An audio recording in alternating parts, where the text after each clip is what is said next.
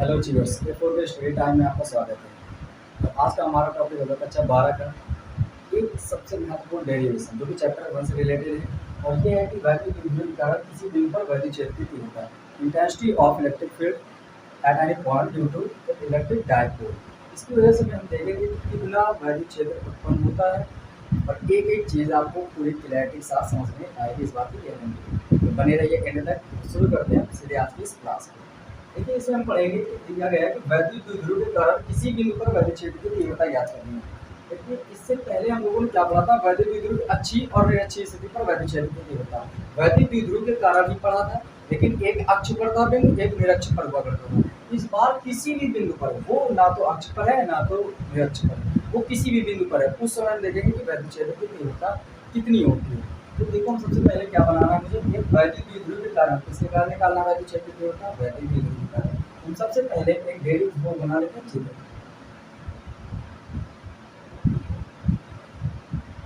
ये मान लेते हैं कि ये हमारे पास वैद्युत द्विध्रुव बन के तैयार है।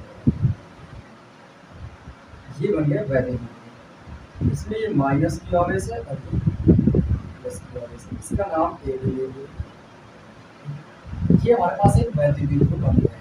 अगर हम आप इसकी बात करें कि वैद्युत द्विध्रुव आउटपुट की दिशा किधर की ओर है, तो आप जानते हो माइनस क्यू से प्लस क्यू आवेश की ओर होती है। तो इसका मतलब जो वैद्युत द्विध्रुव आघूर्ण पी की दिशा है वो किधर की ओर है? इधर की ओर। पी वेक्टर की दिशा किधर की ओर? अभी इधर माइनस क्यू से प्लस क्यू की ओर। ये आप समझ गए। दूसरी बात ये है कि हम मान लेते हैं कि किसी भी बिंदु पर निकालना है, तो हम जो मानते हैं कि यहाँ पे देखो, इधर रखेंगे तो अक्ष हो जाएगा, इधर रखेंगे तो निरक्ष हो जाएगा। हम मान लेते हैं यहाँ पे निकाल देते हैं, यहाँ ना तो ये अक्ष पर दिखे और ना ही निरक्ष पर। देखिए, ये अक्ष बिल्कुल सामने था, अगर मध्य बिंदु को बिल्कुल सामने मिलेगा तो निरक्ष हो जाता है। अगर इसके अलावा इन पॉइंटों के अलावा और कहीं है तो वो किसी भी बिंदु पर हो जाएगा। तो मैंने माना कि वो बिंदु कहाँ पर है? यहाँ पर। यहाँ पर इस बार ना तो अक्ष पे है और ना ही निरक्ष पर, तो यहाँ पर है। अगर हम यहाँ से इस मध्य बिंदु O की दूरी देखें,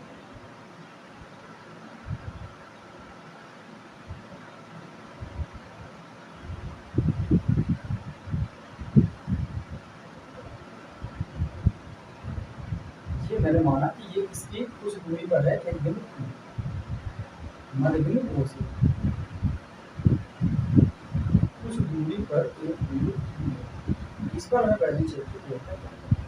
लेकिन क्या आपको ये बात पता है कि क्या इस प्लस की आवेश के कारण इसकी दूरी कैसे निकालेंगे? कभी नहीं निकाल सकते। इस माइनस की आवेश के कारण इस पर कैसे निकालोगे वैल्यू चाहिए? नहीं समझ में आएगा। तो हम क्या करते हैं, आपके पास ये अच्छी बात ये है, वैद्युत द्विध्रुव आघूर्ण एक सदिश राशि है। क्या होता है इसमें? एक वैद्युत द्विध्रुव आघूर्ण एक सदिश राशि, जैसे मैंने आपको बताया था। और सदिश राशियों को हम उनके क्षैतिज और ऊर्ध्व घटक में तोड़ लेते हैं, क्षैतिज और ऊर्ध्व घटक में तोड़ सकते हैं। ये अगर बिंदु P है तो इस वैद्युत द्विध्रुव आघूर्ण को एक इस बिंदु के समांतर कर देंगे, वो क्षैतिज घटक होगा, और इसी बिंदु के अगर लंबवत कर देंगे दूसरे घटक, तो वो कहलाएगा ऊर्ध्व घटक। ठीक है, तो हम क्या करते हैं, इस वैद्युत द्विध्रुव को जो ऐसे रखा है, इस बिंदु के समांतर कर देंगे तो क्षैतिज घटक हो जाएगा। ये है ऐसे, ये ऐसे बनने जाएगा। तो इसका जो क्षैतिज घटक आएगा वो कुछ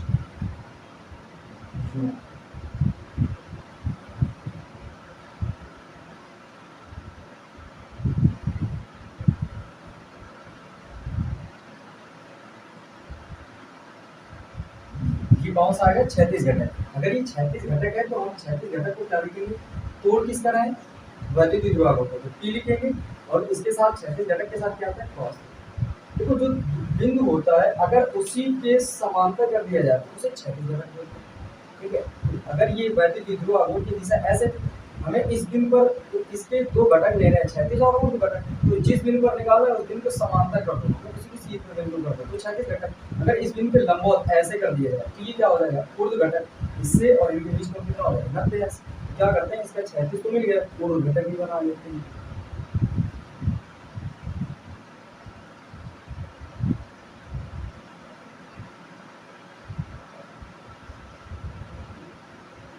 ये कौन सा होगा? ऊर्ध्व घटक। ये हो गया क्षैतिज घटक, ये हमारा होगा ऊर्ध्व घटक। तो इसे क्या कहेंगे? P sin theta. अब हम ये मान के चलते हैं कि देखो, आपने ये देखा था कि जब क्षैतिज घटक, अब ये इस बिंदु को देखो, इस अब देखो इस ये क्या किया, ये वैद्युत द्विध्रुव आघूर्ण की दिशा थी माइनस क्यू से प्लस क्यू आ। अब इसने क्या किया, अपने दो भाग कर दिए, एक इधर को एक इधर को, तो इसका काम खत्म हो जाता है। अब वैद्युत द्विध्रुव आघूर्ण हम इनके वैद्युत द्विध्रुव आघूर्ण इसको और इसको मान कर सकते हैं, क्योंकि इसने अपना क्षैतिज और पूर्व घटक दोनों को दे दिया है, इसका काम खत्म हो जाता है। अगर हम आपसे ये कहें कि इस वैद्युत द्विध्रुव को देखो, ये वैद्युत द्विध्रुव अगर आप इस वाले को रेड वाले को और ग्रीन वाले को करोगे, जब इस रेड वाले को देखोगे तो इसके कारण, इस वैद्युत द्विध्रुव के कारण ये बिंदु किसी के अक्ष पर है, क्योंकि आपने इसको यूं था ऐसे घुमा दिया, माइनस आवेश इधर आ गया होगा, प्लस क्यू आवेश इधर आ गया होगा, माइनस क्यू प्लस क्यू और उसी के सीध में क्या है बिंदु पी, ये वाला अक्ष पर आ गया, ऐसे मुझे पता चला। तो अगर इसके ये अक्ष पर है तो परिणामी जो वैद्युत क्षेत्र की दिशा आया करती थी, जो हम लोग पढ़ रहे थे, जब ये वैद्युत द्विध्रुव था मेरे पास और इसके अक्ष पर किसी बिंदु अक्ष पर कोई बिंदु था, और यहाँ पर हम लोग जो वैद्युत द्विध्रुव की दिशा निकाल रहे थे, तो एक दिशा यूं आ रही थी, यहाँ प्लस की वजह से, माइनस की वजह से, और दूसरी दिशा इधर की ओर आ रही थी, E1 इधर आया था, तो जो परिणामी दिशा आ रही थी वो क्या आ रही थी, माइनस क्यू से प्लस क्यू की ही ओर आ रही थी। जो इसकी दिशा होगी वो किधर की ओर हो जाएगी, मान लेते हैं इस वाले वैद्युत द्विध्रुव के कारण वैद्युत क्षेत्र की तीव्रता की दिशा किधर की होगी, इधर बाहर की ओर, क्योंकि वो अक्ष पर होता है। ये बिंदु अब द्विध्रुव के पास ए बी नहीं रहा, आप ये जान चुके हो ए बी को मैंने क्षैतिज और पूर्व घटक में तोड़ लिया है, तो इस ए बी की बात नहीं करोगे। अब जिनकी भी बात करोगे तो रेड वाले या ग्रीन वाली बात करोगे। रेड वाले द्विध्रुव के लिए ये बिंदु इसके अक्ष पर हो गया है, तो वैद्युत क्षेत्र की दिशा अक्ष के अनुदिश ही होती है। लेकिन दूसरी बात, ये वाला देखो इस बिंदु P के साथ क्षैतिज घटक वाला बना रहा है, इस बिंदु इसको सही से अगर बना दिया अच्छा सा, तो आप देखोगे कि ये कोण कितना बनाएगा, 90 ऐसे, कैसे बनाएगा, 90 ऐसे। तो अगर हम इसके लिए देखें तो आपने देखा था कि अगर ऐसे एक वैद्युत द्विध्रुव है, तो ये कोई बिंदु हो जाए यहाँ से मिला के, तो ये वाला जो बिंदु होता है, ये जो द्विध्रुव, ये सीधी लाइन, फिर ये सीधी लाइन हो गई, इसका मतलब ये किसमें हो गया, अब निरक्ष पे हो गया। निरक्षी वाले के लिए आपने देखा था कि परिणामी सदिश आ रही है, इधर क्यों आती है, E1 cos थीटा या E2 cos थीटा। तो मतलब ये हुआ कि ये माइनस क्यू आवेश है और ये प्लस क्यू आवेश, क्योंकि मुझे वैद्युत क्षेत्र की तीव्रता की दिशा देखनी है। तो अगर हम इस वाले ग्रीन वाले के लिए देखें, ये बिंदु निरक्ष पर हो जाता है, निरक्ष पर, क्योंकि अगर ऐसे मिला दो तो आपको लगेगा कि वो वही वाला डेरिवेशन बनता है, चित्र अच्छे से बनता है, तो बिल्कुल करेक्ट दिखता है। ये वाला इसमें हो गया निरक्ष पर, इस ग्रीन वाले वैद्युत द्विध्रुव। अब अगर हम इसकी बात करें, देखो इसकी यहाँ पर वैद्युत द्विध्रुव की दिशा इधर की ओर है, वैद्युत द्विध्रुव आघूर्ण, जबकि जो वैद्युत क्षेत्र की दिशा है इस द्विध्रुव आघूर्ण की विपरीत दिशा है, वैद्युत द्विध्रुव आघूर्ण की इधर दिशा, इसकी दिशा इधर की ओर हो जाएगी। तो अगर हम इसकी बात करें तो ये वाला आपने ऐसे घुमाया, ऐसे ये माइनस ऊपर चला गया, प्लस तो P sin थीटा, P की दिशा इधर की ओर है। तो अगर वैद्युत क्षेत्र की दिशा देखें तो P की अपोजिट इधर की ओर, इस बिंदु पर इधर की ओर हो जाएगा, ये दिशा होगी आपकी। इतनी बात आपको समझ में आ गई। फिर से एक बात कि ये AB वैद्युत द्विध्रुव है मेरे पास, जो माइनस की प्लस की आवेश से निकल रहा है, इस वैद्युत द्विध्रुव आघूर्ण की दिशा किधर की ओर है, माइनस से प्लस की ओर। तो आप जानते हो कि मुझे निकालना है इस बिंदु P पर इस द्विध्रुव के कारण वैद्युत क्षेत्र की तीव्रता की दिशा या वैद्युत क्षेत्र की तीव्रता व्यंजक भी निकालना है। लेकिन आप समझ ये रहे हैं कि यहाँ पर जब तक यहाँ से इस बिंदु पर देखो तो AB के ना तो ये अक्ष पर दिख रहा था, ना ही निरक्ष पर दिख रहा है। इस वैद्युत द्विध्रुव के अगर यहाँ पॉइंट होता तो अक्ष पर मिल जाता, यहाँ पॉइंट होता इसके मॉडिफिकेशन के सामने तो निरक्ष पर हो जाता, लेकिन ये भी इधर हो जाता। तो मैंने क्या किया, आप इस कंडीशन में क्या करते हो कि जो द्विध्रुव आघूर्ण उसके क्षैतिज और घटक होंगे, अगर बिंदु के समांतर द्विध्रुव को कर दिया जाए तो वो क्षैतिज घटक कहलाता है, और उसी बिंदु के लंबवत ऐसे करके ऐसे तो ऐसे सही से घुमा के रख दिया जाए, ये क्या कहलाता है, निरक्ष। ठीक है, तो ये कोण घटक कहलाता है। अब आपसे ये पता किया कि ये PQ cos थीटा कैसा क्षैतिज घटक, और इसके लिए ये बिंदु किसमें हो गया, निरक्ष पर। तो अगर ये माइनस है, ये प्लस Q, इसी की दिशा में ये देखो, ये वाला दिशा ये किसमें था, अक्ष पर। ये इस द्विध्रुव के कारण P cos थीटा वाले के ये बिंदु P निरक्ष पर, वो अक्ष पर हो गया, जबकि P sin थीटा वाले द्विध्रुव के कारण जिसका द्विध्रुव अगर P sin थीटा नया बना है वो घटक, उसके लिए ये बिंदु निरक्ष पर है, और उसके लिए मैंने माना E2 और अक्ष वाले के लिए माना E1। अब आप कैसे लिखोगे, माना एक वैद्युत द्विध्रुव A2 जो माइनस की और प्लस की ओर से निकल रहा है, जिसका द्विध्रुव आघूर्ण P है और इसकी दिशा माइनस की से प्लस की ओर से निकल रही है। चूंकि वैद्युत द्विध्रुव आघूर्ण इसके वैद्युत द्विध्रुव आघूर्ण एक सदिश राशि है, इसको हम इसके क्षैतिज और पूर्व घटक में तोड़ सकते हैं, और मैंने तोड़ दिया। ठीक है, इसका क्षैतिज घटक पी कॉस थीटा है और ऊर्ध्व घटक पी साइन थीटा है। इसके क्षैतिज घटक के कारण बिंदु पी पर वैद्युत क्षेत्र की ऊर्जा हमारा E1 है और ऊर्ध्व घटक के कारण इतना लिखने के बाद आप डेरिवेशन करना शुरू करेंगे। लिखते हैं हम सीधे ये लिखेंगे कि पी कॉस थीटा क्षैतिज घटक के कारण बिंदु पी पर वैद्युत क्षेत्र की ऊर्जा लिखेंगे क्षैतिज घटक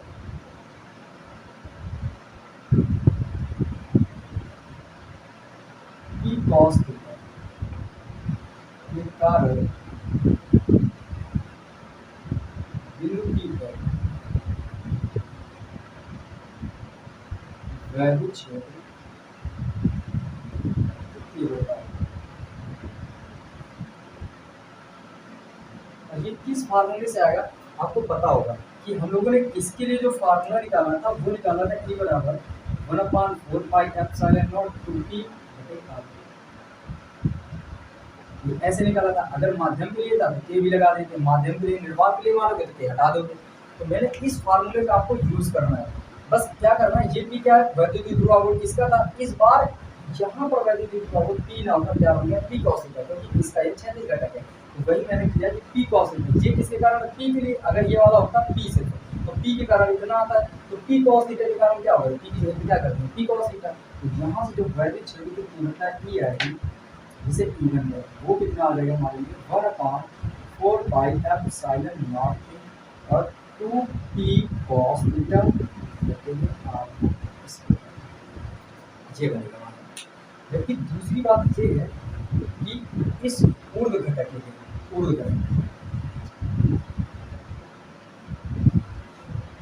घटक p sin थीटा के कारण बिंदु P पर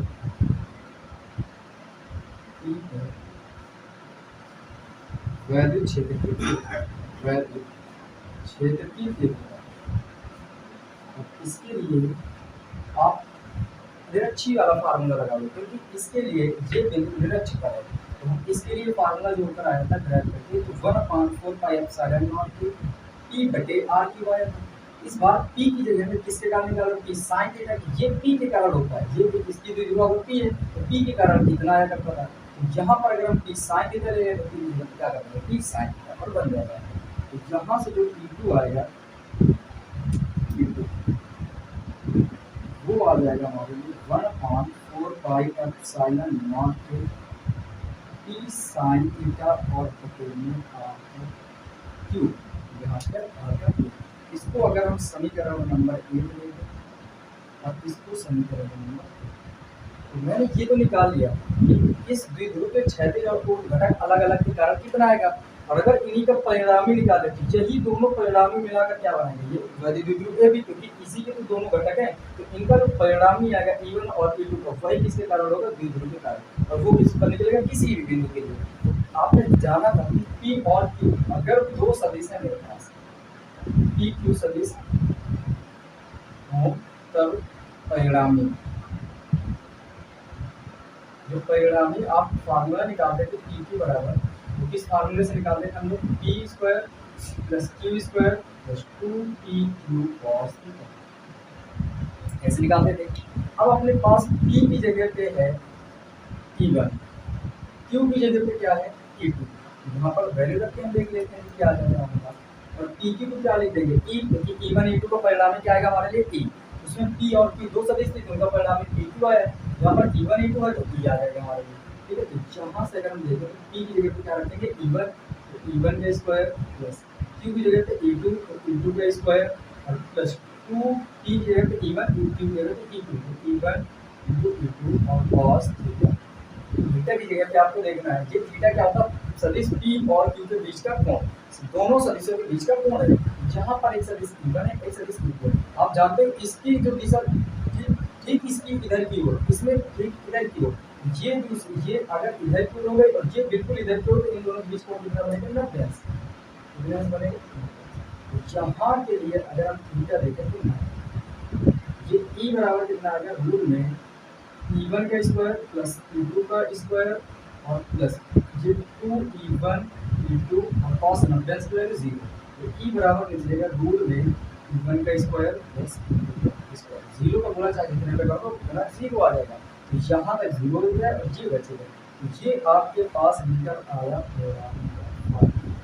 या कैसे निकालेंगे। इस फार्मूले का यूज हम यहाँ करने वाले हैं, लिखेंगे बिंदु P पर, बिंदु P पर परिणामी वैद्युत क्षेत्र की तीव्रता, वैद्युत क्षेत्र की तीव्रता, तो ये कितनी आएगी, ये आएगी हमारे पास E बराबर रूट में E1 का स्क्वायर प्लस E2 का स्क्वायर।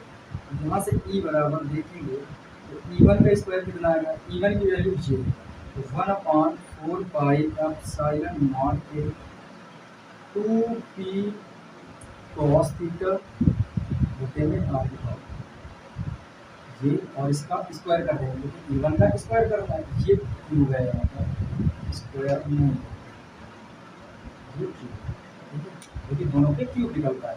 तो जहाँ से आगे देखेंगे तो प्लस का चिन्ह है तो प्लस का चिन्ह लगाएंगे, E2 की वैल्यू ये है तो 1/4 पाई एप्सिलॉन नॉट के और p sin थीटा बटे में कितना आएगा r का क्यूब, और इसका होल स्क्वायर चिन्ह। यहाँ से अगर हम देखें तो E बराबर, देखो ये 1/4 पाई एप्सिलॉन नॉट के बटे में r स्क्वायर या 1/4 पाई एप्सिलॉन नॉट के r cube, 1/4 pi epsilon not के r cube, 1/4 pi epsilon not के r क्यूब, ये दोनों पे कॉमन है, हम इसको कॉमन कर लेते हैं, 1/4 पाई एप्सिलॉन नॉट के r क्यूब, कितना कॉमन करेंगे तो इसका स्क्वायर कॉमन करेंगे, तो स्क्वायर लगा के स्क्वायर, तो इसमें क्या बचेगा गुणे पे इसका भी स्क्वायर कर देंगे तो 2p क्या आएगा 2p cos थीटा, जितना मैंने बाहर कर लिया इसका वर्ग कर दिया और इसका भी वर्ग कर दिया, क्योंकि अगर होल वर्ग है तो सभी का पूरे का वर्ग किया जाता है, प्लस इससे भी क्या करो इतना बाहर कर लो 1/4 पाई एप्सिलॉन नॉट के और ये r क्यूब बटे में कितना है वो गुणे कितना रहेगा p sin थीटा, इतने का अलग कर दो स्क्वायर और कितने का, अब आप देखोगे कि ये दोनों चीजें सेम हो गई तो इनको कॉमन E बराबर कितना है, यहाँ से आप कॉमन कर दो 1/4 पाई एप्सिलॉन नॉट के r का होल स्क्वायर, जैसे ही इतना कॉमन करेंगे तो इससे बचेगा 2p cos थीटा प्लस इसका होल स्क्वायर प्लस ये प्लस चिन्ह, इससे मैंने इतना कॉमन कर दिया तो इससे बचेगा p sin थीटा का whole square, p sin theta का होल स्क्वायर। अब अगर आप यहाँ से देखोगे तो E बराबर, ये देखो तो ये तो रूट में है लेकिन इसका स्क्वायर लगा तो इसको बाहर करेंगे तो स्क्वायर हट जाएगा, ये सब बाहर आ जाएगा, ये आएगा 1/4 पाई एप्सिलॉन नॉट के r क्यूब, और रूट में क्या बचेगा फिर ये बचेगा 2p cos थीटा का होल स्क्वायर, इसको गुणा कर दो, यहाँ से p भी तो निकल आ सकता है p, तो p को भी बाहर कर लेंगे, क्या करते हैं इसको p को बाहर लास्ट में बाहर कर लेंगे, इसका पहले गुणा कर दो तो 2 दूने 4 p स्क्वायर और cos का स्क्वायर करोगे तो cos स्क्वायर, बस इसमें करेंगे तो p स्क्वायर sin स्क्वायर इतना निकाला।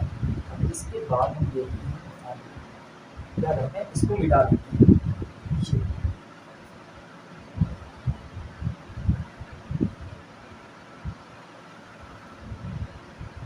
इसके बाद हम देख लेते हैं कि E बराबर आएगा अपने पास, तो ये 1/4 पाई एप्सिलॉन नॉट के और r क्यूब को ऐसे, और ऐसा करते हैं ये p स्क्वायर है ये भी p स्क्वायर है, p स्क्वायर को कॉमन करेंगे तो क्या बचेगा इधर से 4, p स्क्वायर पहले कॉमन ले लेते हैं, जैसे ही लेंगे तो इससे p स्क्वायर मैंने कॉमन किया इसके पास से बचेगा 4 cos square theta, 4 cos square theta, plus का चिन्ह है तो प्लस का चिन्ह लगाएंगे, जब आप इससे p स्क्वायर मांगोगे तो इसके पास बचेगा sin स्क्वायर थीटा, तो ये क्या आएगा sin square,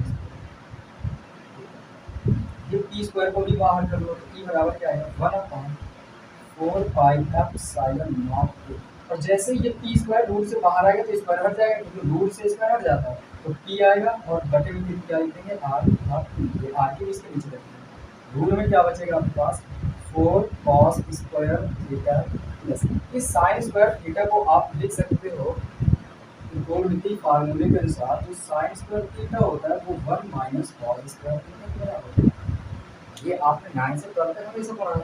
sine square theta equal क्या होता है 1 माइनस कॉस स्क्वायर थीटा। यहाँ की जगह पर हम लिख सकते हैं 1 माइनस कॉस स्क्वायर थीटा। फिर इसकी बात देखेंगे तो ई बराबर आएगा 1/4 बाई एप्सिलॉन नॉट ए ई बटे आर क्यूब। यहाँ बचेगा देखो ये 4 cos स्क्वायर थीटा ये cos square theta 4 cos square theta में ये cos स्क्वायर थीटा एक बार कैंसिल हो जाएगा घटेगा यहाँ बचेगा 3 cos स्क्वायर थीटा ये 1 प्लस का बचेगा ये बचेगा 3 cos स्क्वायर थीटा प्लस 1। इसी को या तो आप थोड़ा सा उल्टा करके लिखो तो e बराबर क्या है 1/4 पाई एप्सिलॉन नॉट के e बटे में r क्यूब और रूट में 1 पहले कर लो 3 cos स्क्वायर थीटा। ये बन के आ गया हमारा लास्ट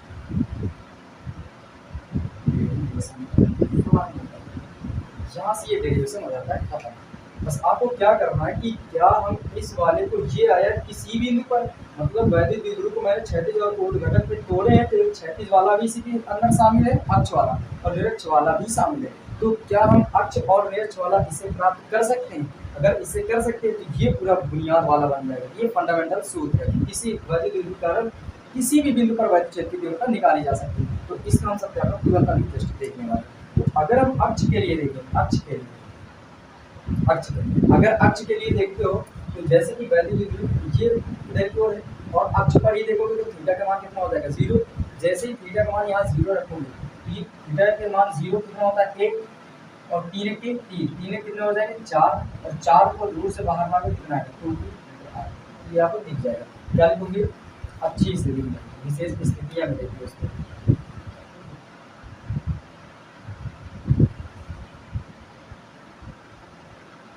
विशेष स्थिति फर्स्ट नंबर कौन से अक्ष के लिए। क्या अक्ष के लिए सच में जो डेरिवेशन मैंने कराया था वो आएगा कि नहीं देखेंगे। क्या लिखेंगे अक्ष के लिए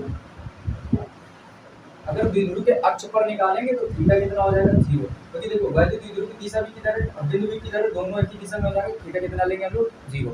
अगर अक्ष की बात करें तो थीटा कितना रखना है 0। जैसे ही 0 रखोगे तो यहाँ से e बराबर कितना आएगा 1/4 पाई एप्सिलॉन नॉट के e बटे में r क्यूब और रूट में आएगा 1 + 3 cos स्क्वायर 0। अगर cos इसको बराबर में देखेंगे तो कितना आएगा 1/4 पाई एप्सिलॉन नॉट के e बटे में r क्यूब और जो 1 प्लस cos 0 का मान 1 ये 3 के 3 है तो ये 3 4 हो जाएंगे तो e बराबर निकलेगा 1/4 पाई एप्सिलॉन नॉट के और p बटे में r क्यूब ये रहा और इससे 3 4 को रूट से बाहर लाएंगे तो 2 तो आपने देखा कि जो डेरिवेशन हमने किया था अक्ष की अच्छी स्थिति के लिए ठीक वही डेरिवेशन निकल आया। इसका मतलब ऐसा लग रहा है कि ये फंडामेंटल फार्मूला है।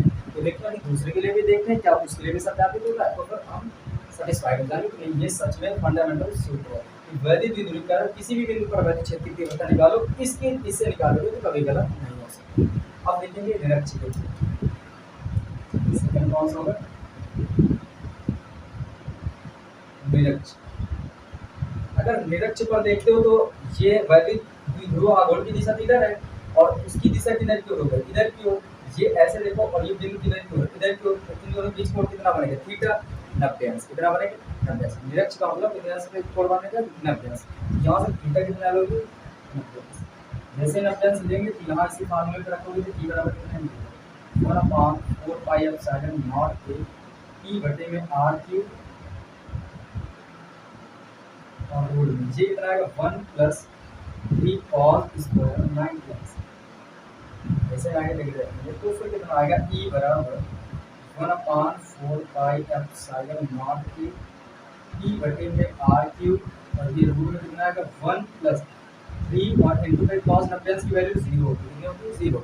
तो जहाँ से आगे देखेंगे तो कितना आएगा 1/4 पाई एप्सिलॉन नॉट के e बटे में r क्यूब और ऐसा करते हैं 3 का 0 में बाहर बढ़ा के 0 और ये 1 जोड़ोगे तो 1 ही रहेगा और 1 को रूट से बाहर लाओगे तो 1 ही रहेगा। तो यहाँ 1 भी लिखो और या ना लिखो कोई दिक्कत नहीं ये बन गया और यही देखो मेरा 6 से फार्मूला आता है। इसका मतलब ये कैसा है फंडामेंटल फार्मूला है। इसकी सहायता से हम दोनों निकाल सकते हैं। अब आपको एक और बात ये समझनी है कि जो वैद्युत द्विध्रुव के कारण वैद्युत क्षेत्र की तीव्रता आती है, वैद्युत द्विध्रुव के कारण वैद्युत द्विध्रुव के कारण जो E होता है वैद्युत क्षेत्र की तीव्रता, वो डिपेंड कैसे करता है R पर, दूरी पर कैसे डिपेंड करता है, उसके घन के विद्युत प्रमाणुपाती होता है 1/r। या फिर लेकिन किसी बिंदु आवेश के कारण वैद्युत क्षेत्र की तीव्रता, बिंदु आवेश के कारण, आवेश के कारण वो E डिपेंड कैसे करता है 1/r², उसके वर्ग के भी प्रमाणुपाती होता है, और वैद्युत द्विध्रुव के कारण उसकी दूरी से धन के भी प्रमाणुपाती होता है। ये बात आपको नोट डाउन करनी है। आई होप ये पूरा वीडियो आपको समझ में आया होगा। अगर समझ में आया है तो बस आज के लिए इतना ही करते हैं, और मेरे चैनल को सब्सक्राइब करो, लाइक करो, शेयर करो।